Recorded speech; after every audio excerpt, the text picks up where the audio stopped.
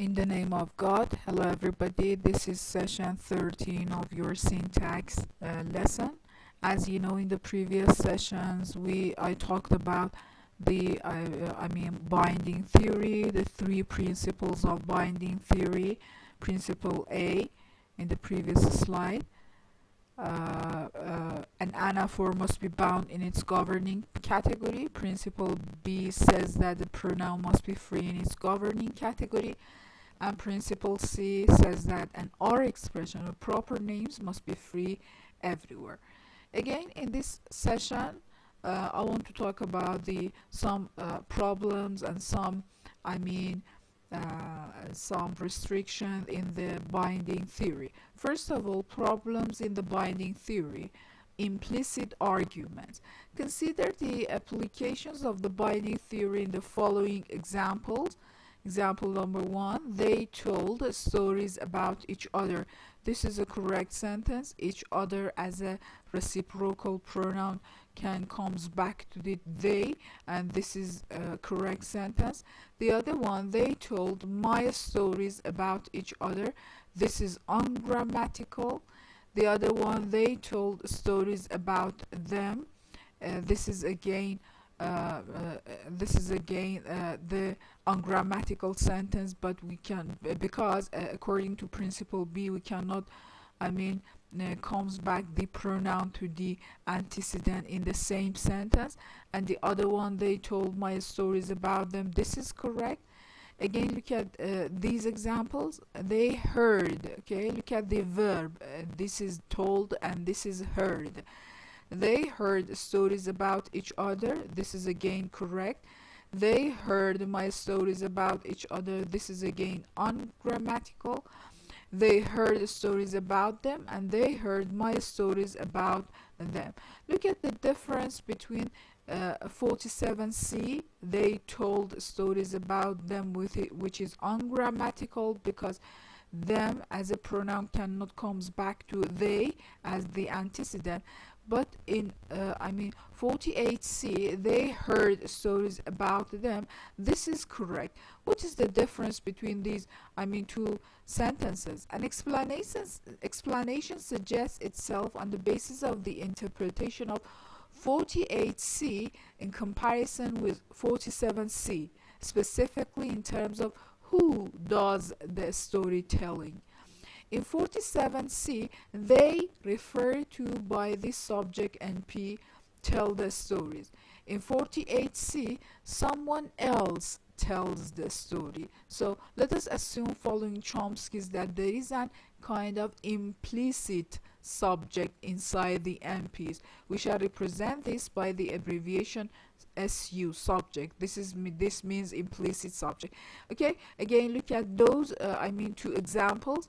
47C, they told, there is a kind of implicit subject here, stories about them. So we can co-index them with they with a subject, you see here, and this is ungrammatical because the antecedent of the pronoun cannot be in the same sentence, and the pronoun should be free, this sentence.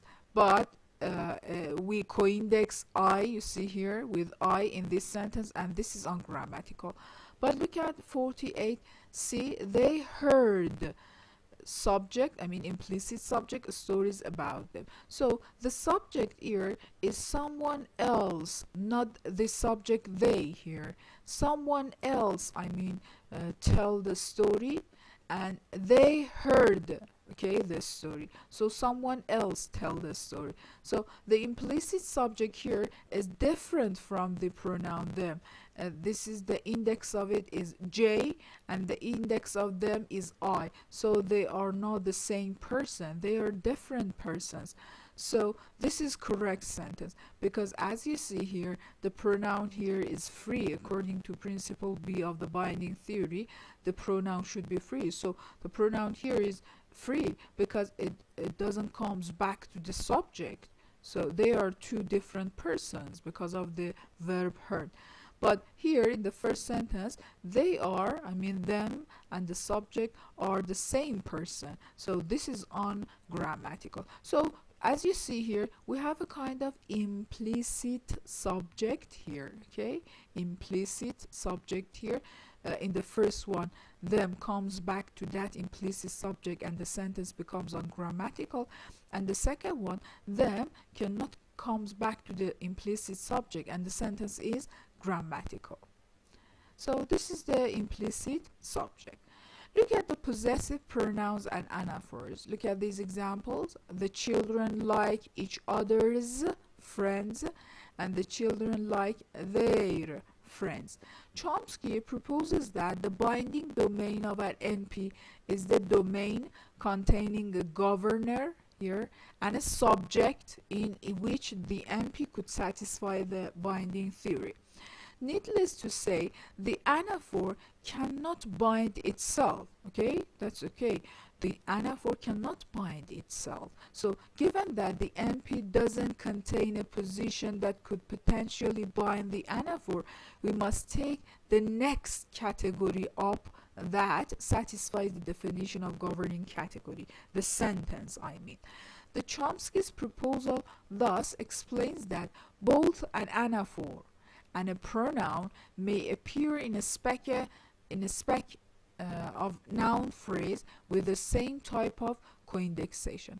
As you see here, there is no problem because each other can coindex with the governor, I mean the children. This is the antecedent of each other, so there is no problem. Again here, this is again a kind of possessive pronoun there, so it can comes back to the children, and this is again correct sentence. So again, a possessive pronoun needs a kind of antecedent to bind that possessive pronoun, like the anaphor. So languages which have a possessive reflexive show two patterns. One group of languages behave like Chinese.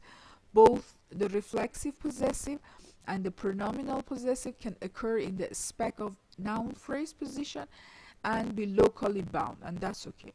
This would be accounted for under Chomsky's modification of the binding theory discussion above. On the other hand, in the Indo-European languages, like the example number 53, the possessive reflexive and the pronominal reflexive in specifier of NPs have distinct relationships.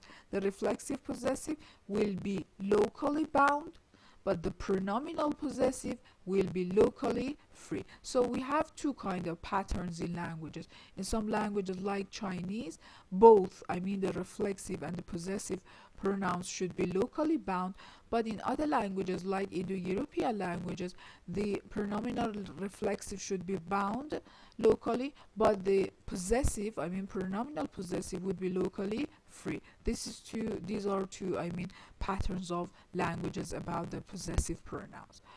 Okay, we want here to define, I mean redefine the binding theory according to features. Okay, what is these features? NPs as features, feature complexes.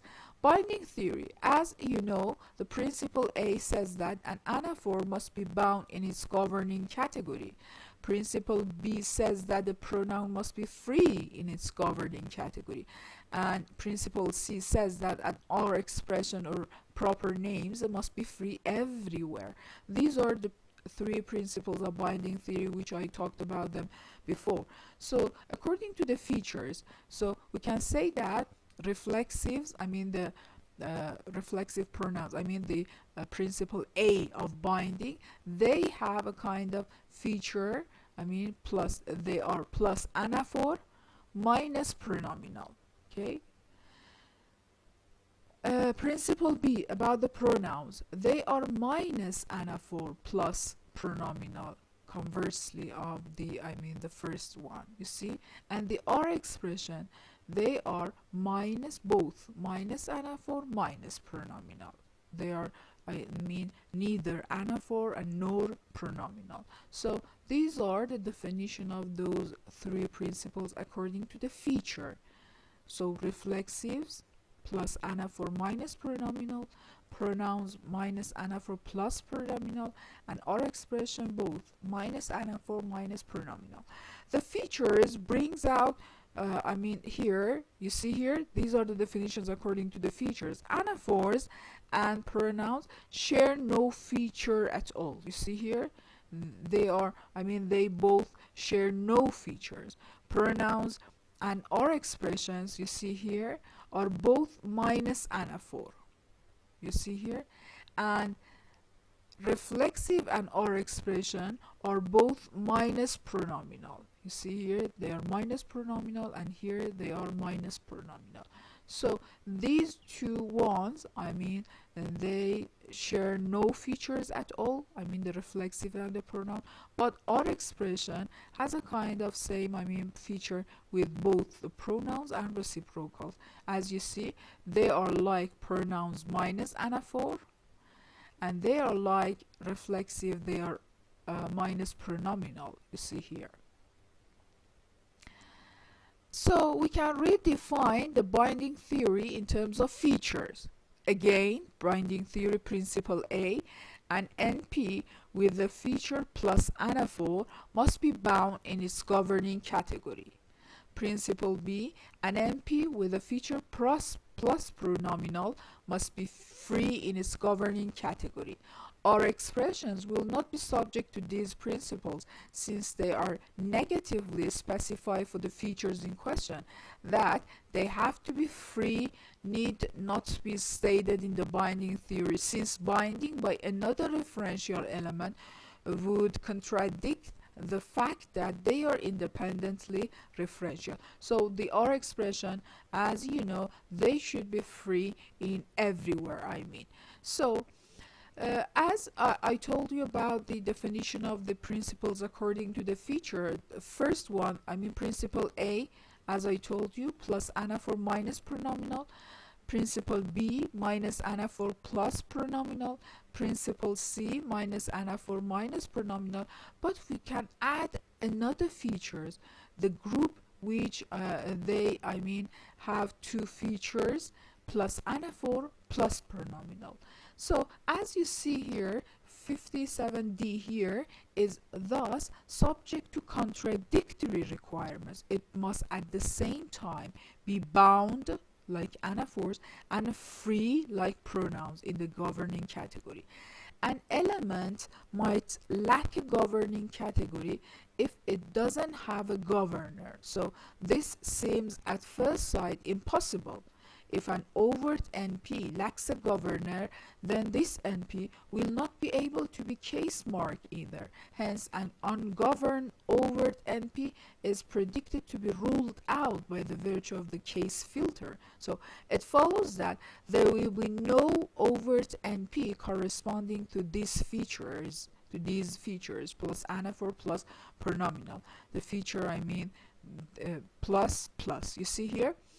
A non-overt NP would not be subject to the case filter which applies to overt NPs. If an NP could be allowed to be caseless, the absence of a governor would not be problematic.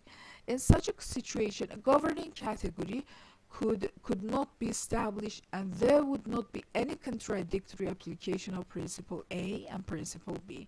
Anticipating the discussion, these elements, which have these kind of features, will be labeled big pro, you see here. So we call the elements which have these kind of features, both plus anaphor and plus pronominal, as pro. You see here, big pro. Okay, we call them big pro. So the first one is the feature of anaphors. The second one is the feature of pronoun. The third one is the feature of or expression, and the last one is the feature of pro. You see here, this is the pro, which doesn't need a structural case.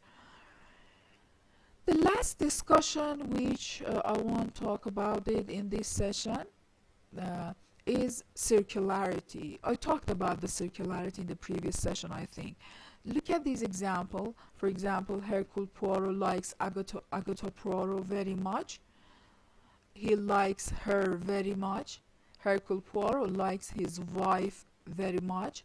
Her husband likes Agatha Poirot very much. Her husband likes his wife very much, and his wife saw Hercule, her husband.